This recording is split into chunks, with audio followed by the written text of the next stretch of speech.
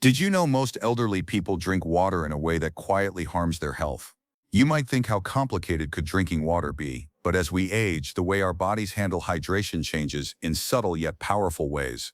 What used to work in your 40s or 50s might now be quietly putting strain on your heart, kidneys, or digestive system, and you won't always feel it right away.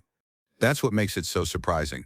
In this video, we're going to uncover 6 common water drinking habits that nearly every older adult falls into, but absolutely shouldn't.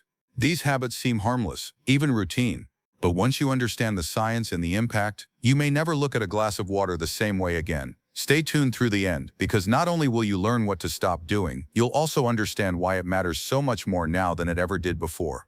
If you're between 60 and 80 and want to stay sharp, strong and steady, these water habits are something you cannot afford to ignore now. Now let's get started. Number 1. Drinking only. When you feel thirsty, one of the most widespread and misleading habits among older adults is waiting until you feel thirsty to drink water. At first glance, it sounds reasonable. Your body signals thirst, so you drink. Simple, right? But after 60, the body's ability to recognize thirst begins to dull. That thirsty signal arrives later than it should, or sometimes not at all. The result, chronic dehydration without even realizing it. You may think you're getting enough fluids because you're not thirsty, but your body might already be struggling. Dehydration in older adults doesn't always show up as dry mouth or strong thirst. Instead, it often appears as fatigue, dizziness, brain fog, or constipation, and most people don't trace it back to water. I once knew a man named Walter, 74, who told me, "I don't feel thirsty much, so I guess I don't need to drink as much anymore." But he was always tired. His blood pressure kept fluctuating, and when he finally started drinking water steadily throughout the day without waiting for thirst, his energy improved more than he ever expected. As we age, staying hydrated isn't just about responding to signals, it's about creating a steady rhythm. A cup in the morning, another mid-morning, some in the afternoon and evening, a simple routine that supports every part of your body before symptoms ever appear. Think of water as medication for your organs. Your brain, your joints, your kidneys, and even your digestion all rely on it. Don't wait until you're parched or dizzy. If you're 60, 70, or 80, by the time you feel thirsty, you're already behind. Drink on schedule, not just on signal. Number 2, drinking too much water at once. Another common mistake many older adults make is trying to catch up on water all at once. You might realize late in the day that you haven't had enough, so you drink a full glass or two right before dinner, or worse, right before bed. But here's the problem. The body, especially after 60, doesn't process large volumes of water the way it used to. When you drink too much in a short time, your kidneys are forced to work harder to manage that sudden load. This can flush out vital electrolytes, put extra pressure on your heart, and lead to discomfort like bloating, nausea, or a sudden urge to urinate, which can interrupt your sleep or even cause falls if you're rushing to the bathroom at night. There's also something called water intoxication. While it's rare, it becomes more possible in older adults who drink large amounts of water quickly, especially on medications that affect sodium levels. The balance inside your cells matters, and flooding your system with too much water at once can throw that balance off, sometimes dangerously. I remember a woman named Ruth, 78, who prided herself on drinking 6 glasses of water a day, but she drank them all in the afternoon. She often felt full, tired, and even lightheaded, but she couldn't figure out why. When she shifted to smaller amounts spread throughout the day, everything improved. Her digestion was smoother, her sleep was better, and the lightheadedness disappeared. Think of hydration like breathing. It should be steady and consistent, not rushed, not extreme. A few sips every hour or two does more for your body than chugging water when you remember your organs. Appreciate calm, not chaos, if you're still watching this video and finding these insights valuable. Please comment number 2 below to let me know you're here, and if you haven't subscribed yet, I recommend you subscribe and turn on the bell so you don't miss any videos. Your support helps us continue creating good content to inform and inspire you. Now let's move forward. Number 3, avoiding water before bed or during the night. Many older adults make the deliberate choice to stop drinking water in the evening, often for a very understandable reason. They want to avoid waking up in the middle of the night to use the bathroom. No one wants broken sleep. No one wants to risk a fall in the dark. So the habit becomes no water after dinner, no water before bed, no water until morning. But here's what most people don't realize. This habit over time can quietly increase your risk for much more serious issues, especially heart strain and early morning dehydration, which is a well-known trigger for strokes and cardiac events.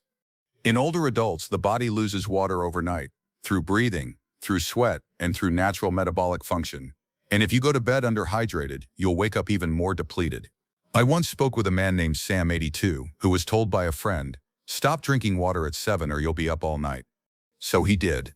But after a while, he started waking up dizzy with dry mouth and a pounding heart. His doctor eventually traced it to mild but steady overnight dehydration and recommended a small glass of water before sleep. The difference was immediate. Now, to be clear, you don't need to drink a full glass before bed. And yes, limiting liquids close to bedtime can help reduce bathroom trips. But cutting off water completely in the early evening does more harm than good. Instead, aim for balance. Sip during the evening. Keep a small cup by your bedside. If you wake up dry, train your bladder gradually. Not by depriving your body of what it needs, your organs. Don't stop working at night. Your brain still uses water. Your heart still pumps. Your kidneys still filter, so give them what they need to do their job safely, even if it's just a few sips after brushing your teeth. Avoiding nighttime water might protect your sleep, but it could be quietly stealing from your health. The key is not to eliminate, it's to moderate and time it wisely. Number 4, replacing water with tea, coffee, or juice. One habit that sneaks into many seniors' routines is substituting plain water with hydrating alternatives, like tea, coffee, or fruit juice. These drinks feel like they're doing the job. They're liquids. After all, they go down smooth. They offer flavor. And in many cases, they've been part of your routine for decades. But while they might satisfy thirst in the moment, they don't give your body what it actually needs. Let's start with tea and coffee.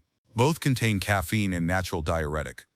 That means they actually cause your body to lose water faster. So while that warm cup may feel comforting, especially in the morning, it can quietly pull more hydration from your system than it adds back in, and over time, that can leave you running on empty even if you're drinking plenty. Then there's juice. It seems healthier, and in small amounts it can be, but most juices, especially store-bought ones, are packed with sugar. And sugar, when it enters your bloodstream in large amounts, actually pulls water out of your cells. That's why many people feel bloated or even thirstier after a glass of juice than before. I once met a couple, George and Evelyn, both in their 70s, who drank orange juice with every meal. "We thought we were being healthy," George said, but both were dealing with fluctuating blood sugar, dry skin, and nagging headaches once they replaced 2 of their daily juice servings with water. They were stunned by how much better they felt. Clearer heads, fewer cravings, and more energy.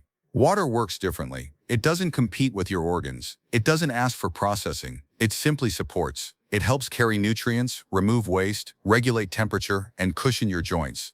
Nothing else does that as effectively. Not even herbal teas. You can still enjoy your morning coffee. You can still sip on tea or the occasional juice. But don't count them as your hydration. Count them as treats, and make sure your body is still getting what it actually needs. Clean, unflavored, steady water day in and day out. If you're still watching this video and finding these insights valuable, please comment number 4 below to let me know you're here. And if you haven't subscribed yet, just say you continue. I recommend you subscribe and turn on the bell so you don't miss any videos. Your support helps us continue creating good content to inform and inspire you. Now let's move forward. Number 5, not drinking water during meals. Somewhere along the line, a popular myth took hold. The drinking water with meals is bad for digestion. Maybe you've heard it too. It dilutes your stomach acid, or it makes digestion weaker.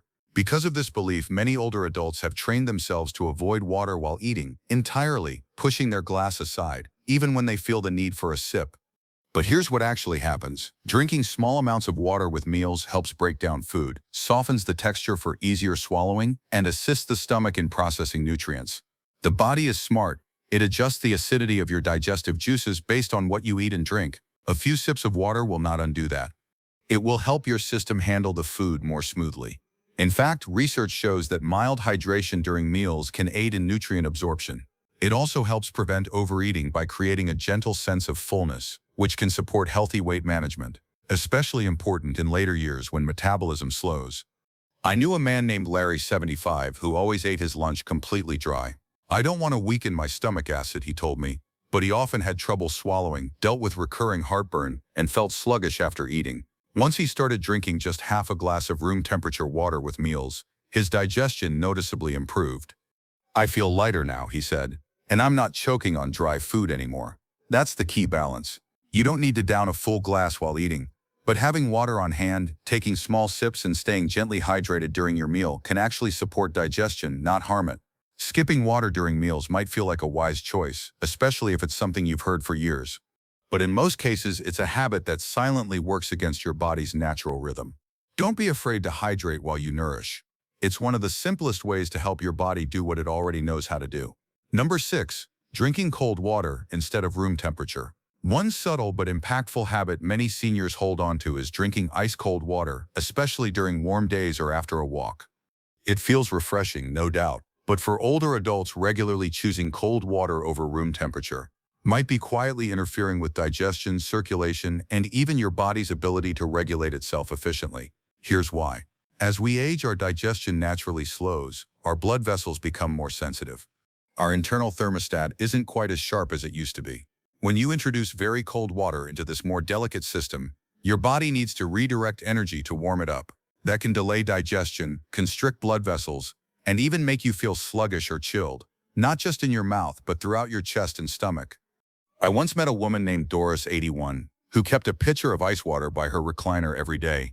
She drank it with every meal, but she was often bloated and sometimes even had chills. During summer, her doctor suggested switching to room temperature water for a week.